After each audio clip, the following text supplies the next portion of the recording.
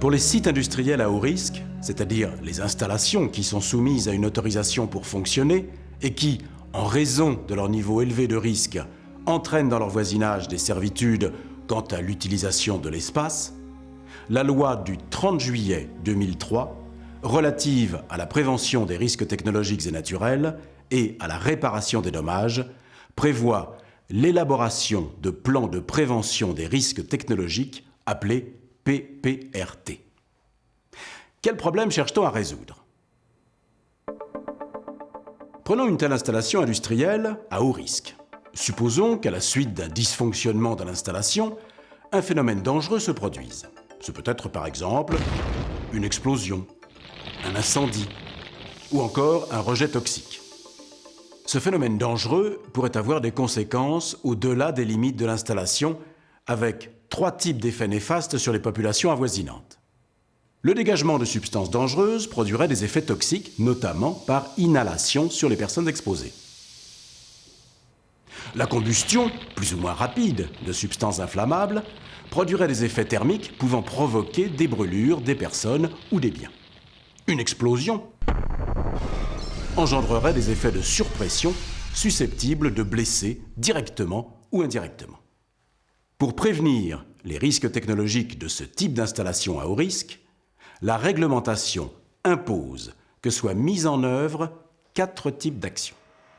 Premièrement, la réduction des risques à la source. Il s'agit d'identifier l'ensemble des phénomènes dangereux susceptibles de se produire dans une installation industrielle et de mettre en œuvre toutes les mesures de sécurité nécessaires jusqu'à atteindre un niveau de risque aussi bas que possible.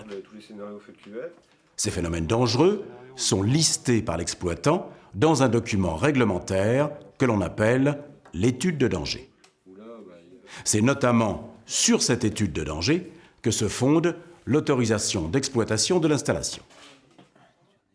Deuxièmement, l'élaboration de plans d'urgence pour protéger et secourir les populations, plans d'urgence qu'il faut tester régulièrement pour s'assurer de leur efficacité.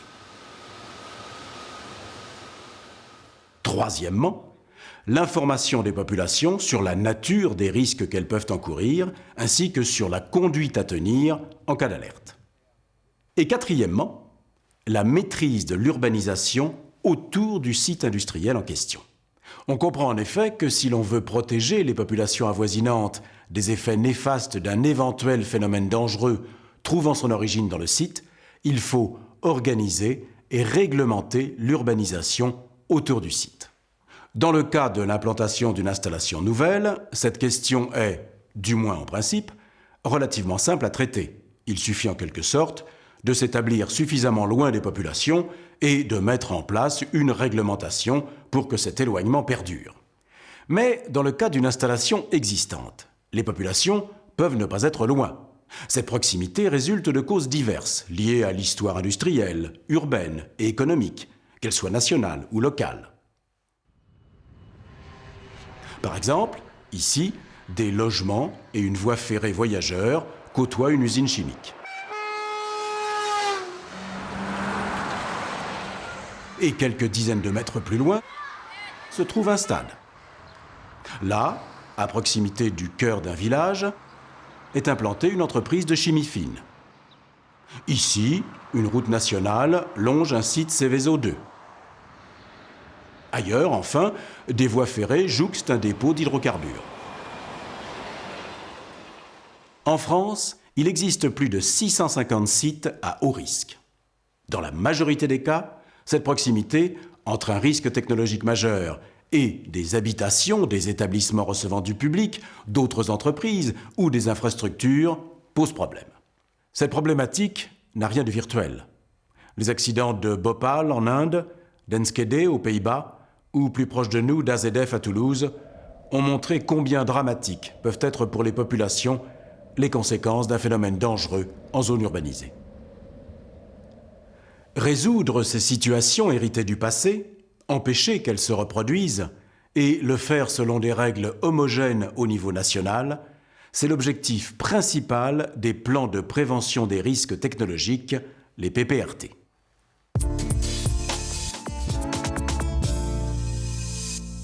Pour un site donné, un PPRT va comprendre notamment un plan de zonage réglementaire délimitant les zones réglementées, un règlement qui donne la prescription qui s'applique zone par zone, une note de présentation qui justifie le zonage et les prescriptions.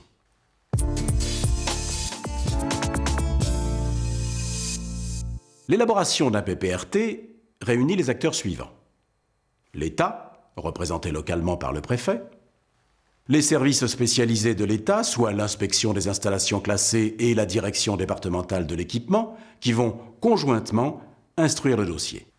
Les collectivités locales, représentées par les élus et leurs services techniques, les exploitants des sites à haut risque, le comité local d'information et de concertation, le CLIC, et enfin, tous les autres acteurs locaux choisis par le préfet, comme par exemple les associations.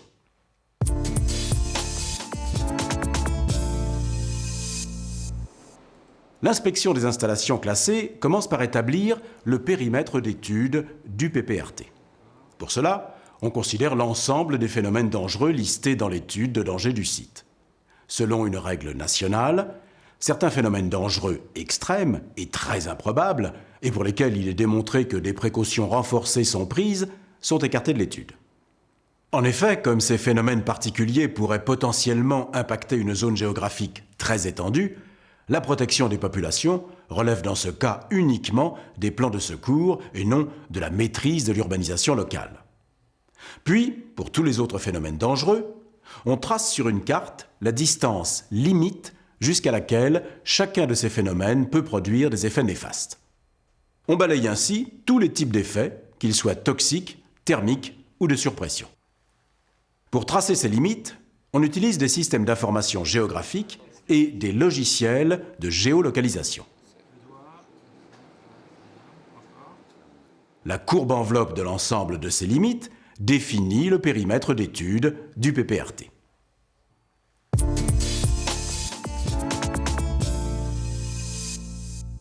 Une fois le périmètre d'étude du PPRT établi, le préfet organise une réunion d'information du comité local d'information et de concertation, le CLIC. Il s'agit de présenter au CLIC l'objectif du PPRT, ses différentes étapes, l'organisation de la concertation et la manière dont les parties prenantes vont être conduites à collaborer. Cette information et cette mobilisation préalable ayant été effectuées, le préfet prend un arrêté dit de prescription du PPRT qui constitue son acte de lancement officiel. On rentre alors dans la phase technique du PPRT avec l'établissement d'une carte des aléas par l'inspection des installations classées.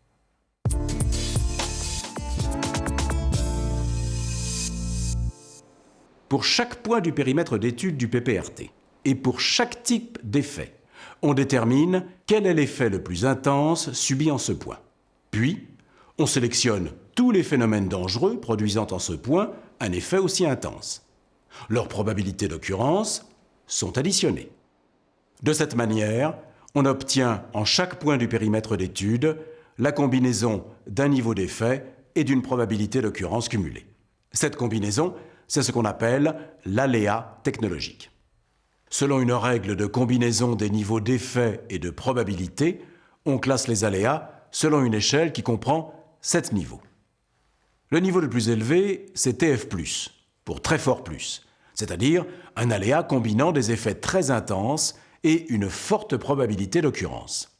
Les niveaux suivants sont TF, puis F+, F, M+, et M, jusqu'à FAI pour l'aléa le plus faible.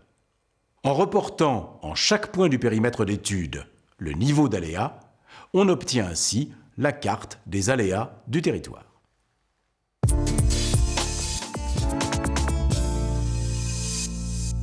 Dans le périmètre d'étude du PPRT, on identifie les populations potentiellement exposées.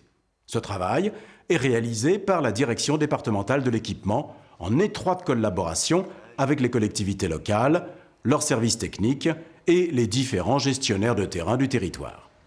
Il s'agit d'évaluer les personnes y résidant, on va donc recenser l'habitat, qu'il soit individuel ou collectif, les personnes y travaillant, on recense les activités industrielles ou autres, les personnes y venant occasionnellement, on recense les ERP,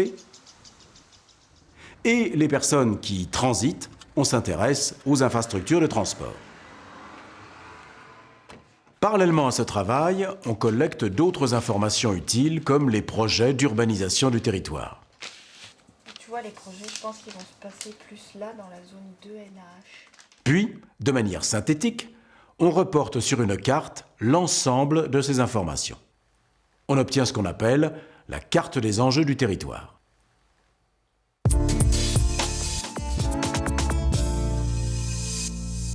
La superposition de la carte des aléas et de la carte des enjeux permet de visualiser l'exposition des populations aux aléas technologiques. Par exemple, ici ce sont des logements qui se trouvent dans une zone TF+. Ailleurs, ce sont des activités et un ERP en zone F+. Là, c'est un projet de lotissement en zone M. Cette superposition des aléas et des enjeux permet de rédiger une première carte de zonage appelée zonage brut. Cette superposition peut d'autre part conduire à identifier des investigations complémentaires à mener. Par exemple, dans la perspective de mesures foncières, il est nécessaire de connaître le prix de l'immobilier. La phase d'étude technique du PPRT est maintenant terminée.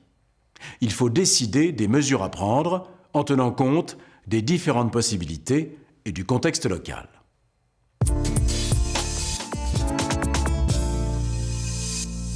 Cette prise de décision est organisée par le préfet en association avec les parties prenantes, les collectivités locales, les industriels et les autres acteurs choisis par le préfet. C'est ce qu'on appelle la phase stratégie du PPRT.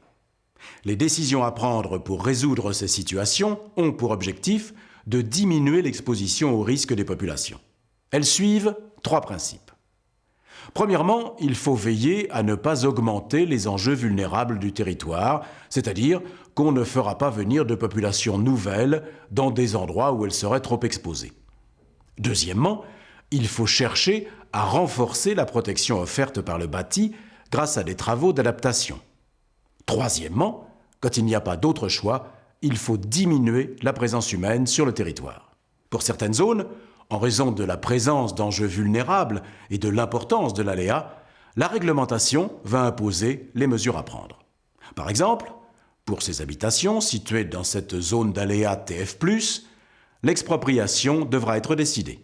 Dans cette zone F+, le gestionnaire d'un ERP devra poser des films protecteurs sur l'ensemble de ses surfaces vitrées. Dans ce parc public, le rassemblement de foule, comme pour un concert, ne sera pas autorisé. Mais, pour d'autres zones moins exposées, la décision n'aura rien d'automatique. Ici, dans une zone d'aléa F, il sera possible, mais non obligatoire, d'instituer un droit de délaissement. Pour l'implantation de nouveaux logements, on devra choisir entre ces 2 zones M. Et l'une étant choisie, il faudra sans doute rendre inconstructible l'autre pour ne pas augmenter les enjeux du territoire. L'intérêt du PPRT est d'élaborer une stratégie de prévention du risque qui tienne compte des situations locales et qui s'articule de manière intelligente avec les projets d'urbanisme et de développement de la commune.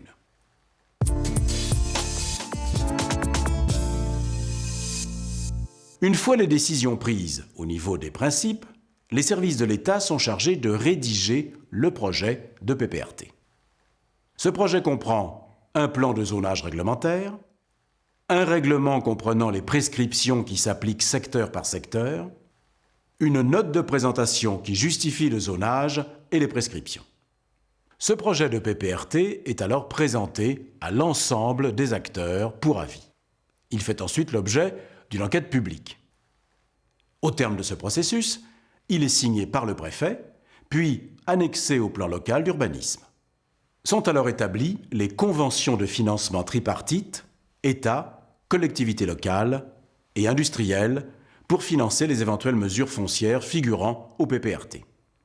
Le plan de prévention des risques technologiques constitue donc un ensemble de règles qui s'appliquent aux bâtis, aux équipements et aux infrastructures existants et futurs. Le PPRT prend en compte à la fois les aléas technologiques et les enjeux d'un territoire. Grâce à la concertation qui préside à son élaboration, il contribue à faire partager entre les collectivités locales, les industriels et les simples citoyens une culture commune du risque et de la sécurité.